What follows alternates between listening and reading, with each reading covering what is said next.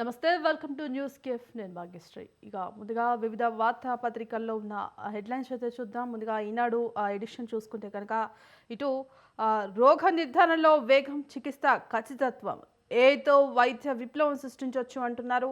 ఇక వైద్యులు గమనించలేని అతి సూక్ష్మ స్థాయిలోనూ జబ్బు గుర్తించవచ్చు. ఇక ముందుగానే వ్యాధులను అంచనా కూడా వేయచ్చు అని చెప్తున్నారు. ఇక నూతన ఔషధాల ఆవిష్కరణలో కూడా వేగం పెరుగుతుందని తెలుస్తోంది. ఇక ముఖ్యంగా ఇటు కృత్రిమ మేధ వల్ల ఉద్యోగాలు కోల్పోతామనే బెంగ వైద్యుల్లోనూ ఉంది. ఇక ఏఐ వల్ల వారి ప్రాధాన్యం తగ్గదు, కానీ ఆ టెక్నాలజీతో ప్రావీణ్యం లేకపోతే వెనుకబడే అవకాశాలు ఉన్నాయంటూ కూడా వైద్య నిపుణులు ఏఐ ప్రత్యామ్నాయం కాదు, కేవలం సహకారం మాత్రమే అంటూ కూడా పేర్కొంటున్నారు.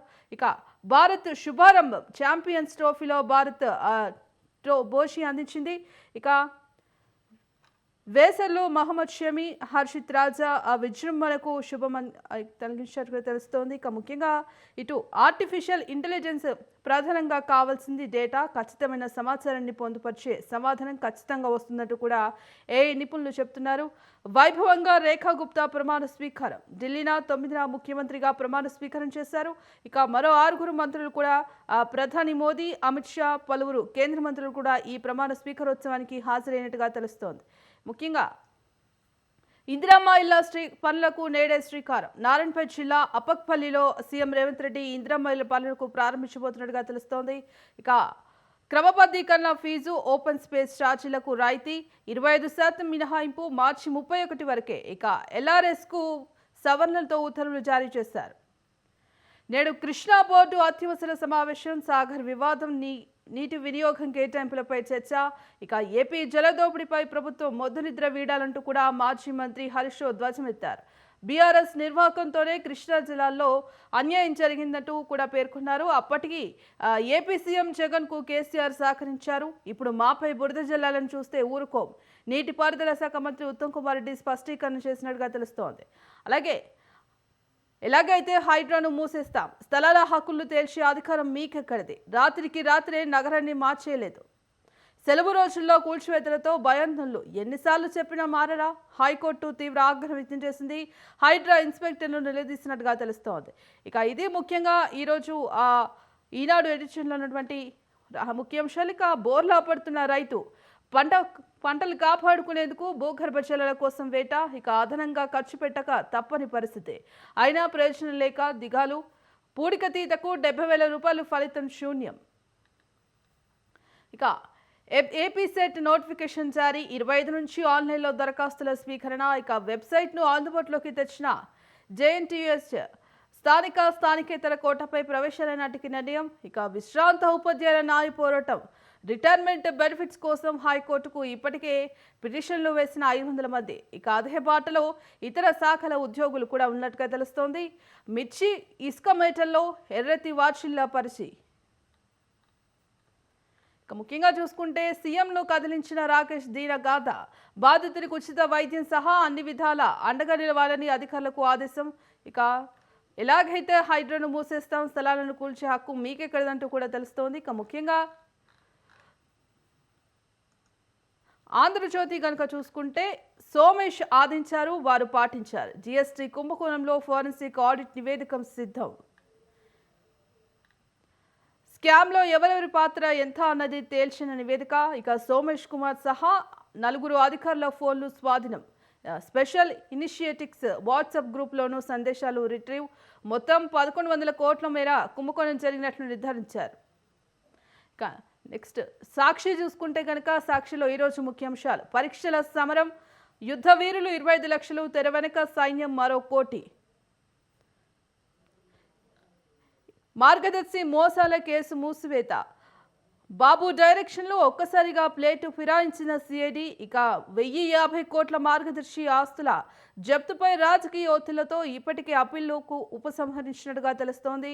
ఇక ఆ చిట్ ఫండ్ కంపెనీపై కేసు పెట్టడం పొరపాటు, దానికి వ్యతిరేకంగా ఎలాంటి ఆధారాలు లేవు, ఇక ఇప్పటి వరకు సేకరించినవన్నీ నేరాన్ని నిరూపించడం లేదు, ఇక అందువల్ల కేసు మూసేయచ్చు. మూసివేతకు అదనపు డీఐజీ అనుమతి కూడా ఇచ్చారు. దీంతో కోర్టులో దాఖలు చేసేందుకు తుది నివేదిక సిద్ధం చేశారు. ఇక ఆ నివేదిక దాఖలుకు అదనపు డీఐజీ రవిశంకర్ ఐఎన్ఆర్ అనుమతి ఇవ్వాల్సింది ఉంది. ఇక హైకోర్టులో కౌంటర్ దాఖలు చేశారు దర్యాప్తు సంస్థ. ఈ నేపథ్యంలో సిఐడి తుది నివేదికను సంబంధిత కోర్టు అనుమతిస్తే అంతే సంగతులు. ఇక మార్గదర్శి చిట్ ఫండ్ అక్రమాలు శాశ్వతంగా సమాధైనట్లుగా తెలుస్తోంది. ఇక అదే చంద్రబాబు కూడా సర్కార్ కూడా కోరుకుంటోంది. రాజగురుపై బాబు రాజశక్తి. అటు అక్రమ డిపాజిట్లు సేకరించిన మార్గదర్శి ఫైనాన్షియర్లకు అనుకూలంగా తెలంగాణ హైకోర్టులో వైఖరి. ఇక మార్గదర్శి చిట్ ఫండ్ కు అనుకూలంగా ఏపీ హైకోర్టులో సిఐడి ద్వారా అఫిడవిట్ దాఖలు చేశారు. ఇక కృష్ణా జలాలపై సర్కార్ మొద్దు నిద్ర వీడాలంటూ కూడా హరీష్ రావు ధ్వజమెత్తారు. ఏపీ అక్రమంగా నీటిని తరలిస్తున్నా పట్టింపు లేదు. సాగర్ కుడి కాల్వ నుంచి ఏపీకి రోజుకు 10,000 క్యూసెక్కులు. ఏపీ తాత్కాలిక వాటా 512 టీఎంసీలు తరలించింది 657 టీఎంసీలు. ఇక రాష్ట్రానికి రావాల్సింది 343 టీఎంసీలు. ఇక మరో పేపర్ చూసుకుంటే నమస్తే తెలంగాణకు సంబంధించి ఆంధ్ర ఎడిషన్ చూసుకుంటే రేవంత్ చోద్యం కృష్ణా నీళ్లను యథేచ్ఛగా కొల్లగొడుతున్న ఏపీ. హరీష్ రావు పేరు చెప్పుకుంటే నీకు నరకం చూపిస్తాం. ఆయనకు వ్యతిరేకంగా వాంగ్మూలం ఇవ్వు, లేదంటే 3rd డిగ్రీకి తోడు కుటుంబం పరువు తీస్తాం. డీసీపీ విజయ్ కుమార్, ఏసీపీ మోహన్ రావు బెదిరింపులు. ఇక ఫోన్ ట్యాపింగ్ కేసు నిందితుడు వంశీకృష్ణ అఫిడవిట్ దాఖలు చేశారు. పోలీస్ స్టేషన్లో చిత్రహింసలు పెట్టారంటూ కూడా కోర్టుకు వెల్లడించారు. ఇక పోలీసులపై చట్టపరమైన చర్యలు. డిఫెన్స్ న్యాయవాది. ఈ కేసులో అరెస్టైన 3కి బెయిల్ మంజూరు చేశారు. హైకోర్టు ఆదేశానుసారం ఈ నెల 15న విచారణ కోసం పంచగుట్ట పోలీసులు ఎదుట హాజరయ్యారు. ఇక డీసీపీ విజయ్ కుమార్, ఏసీపీ మోహన్ కుమార్ చిత్రహింసలు పెట్టిండ్రు.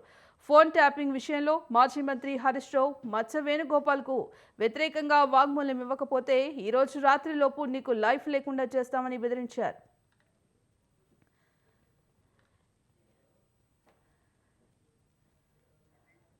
ఇక ఈనాడులోని ఏపీ అప్డేట్స్ చూసుకుంటే మిర్చి రైతులను ఆదుకోండి. ఎంఏఎస్ కింద 25% మిర్చి సరుకు కొనాలి. ఇక వాస్తవ లెక్కల ఆధారంగా గిట్టుబాటు ధర నిర్ణయించాలంటూ కూడా పేర్కొన్నారు. ఎగుమతుల్లో ప్రోత్సహించాలి. చంద్రబాబు వినతి సానుకూలంగా స్పందించిన కేంద్ర వ్యవసాయ మంత్రి. నేటి ఉదయం 11 గంటలకు ఉన్నత స్థాయి సమావేశం. ఇక జల్ జీవన్ మిషన్ కు మరో 54,000 కోట్లు ఇవ్వండి. కేంద్ర జలశక్తి మంత్రికి వినతించినట్టుగా తెలుస్తోంది. ఇక మిర్చి రైతులను ఆదుకోవాలంటూ కూడా చంద్రబాబు కేంద్రాన్ని కోరినట్టుగా తెలుస్తోంది. ఇక ఢిల్లీలో జరిగిన ఎన్డీఏ ముఖ్యమంత్రుల భేటీ సందర్భంగా ప్రధాని మోదీతో కేంద్ర మంత్రులు అమిత్ షా, నడ్డా, రాజ్నాథ్, ఆంధ్రప్రదేశ్ ముఖ్యమంత్రి చంద్రబాబు, ఉప ముఖ్యమంత్రి పవన్ కళ్యాణ్, ఇక గోవా, ఢిల్లీ, మధ్యప్రదేశ్, ఒడిశా సీఎంలు ప్రమోద్ సావంత్, రేఖా గుప్తా, మోహన్ యాదవ్, మోహన్ చరణ్ తదితరులు ఉన్నట్టుగా తెలుస్తోంది. ఇక ఈ భేటీలో ముఖ్యంగా మిర్చి రైతులను ఆదుకోవాలంటూ కూడా చంద్రబాబు కేంద్రానికి వినతించినట్టుగా తెలుస్తోంది. ఇక ఫైబర్నెట్ ఎండీ దినేష్ కుమార్ది రాజద్రోహమే. ఆయన దారిలోనే మరికొందరు అధికారులు. గత యాజమాన్యాన్ని కాపాడే ప్రత్యామ్నాయమా? సంస్థ చైర్మన్ జీవీ రెడ్డి సంచలన వ్యాఖ్యలు.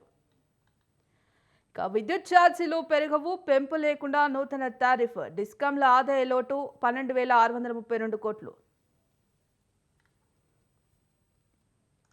సాక్షి ఎడిషన్లో ముఖ్యంగా ఏపీకి సంబంధించిన హెడ్లైన్స్ చూసుకుంటే మార్గదర్శి మోసాల కేసు మూత. బాబు డైరెక్షన్లోనే ఒక్కసారిగా ప్లేటు ఫిరాయించిన సిఐడి. ఇక 1,050 కోట్ల మార్గదర్శి ఆస్తుల జప్తుపై రాజకీయ ఒత్తిళ్లతో ఇప్పటికే అప్పీల్లో ఉపసంహరణ. ఇక ఇవి ఇవాళ ముఖ్యంగా వివిధ వార్తాపత్రికల్లో ఉన్న